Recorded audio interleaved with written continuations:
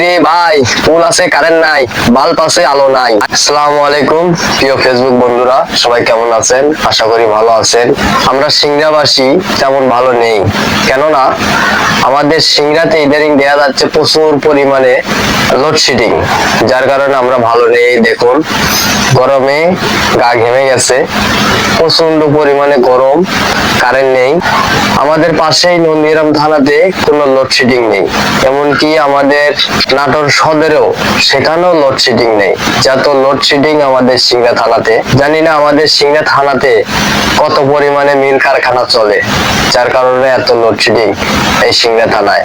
আমরা আগে দিন রাত 24 ঘন্টার মধ্যে 20 ঘন্টা কারেন্ট পাইছি, আর এখন আমরা দিন রাত 24 ঘন্টা মিলে কারেন্ট পাচ্ছি 7 ঘন্টা, আর 17 ঘন্টা আছি আমরা কারেন্ট ছাড়া। তো আসলে জানি না আমাদের এই সিংড়া থানার এই লোডশেডিং শেষ হবে কিনা।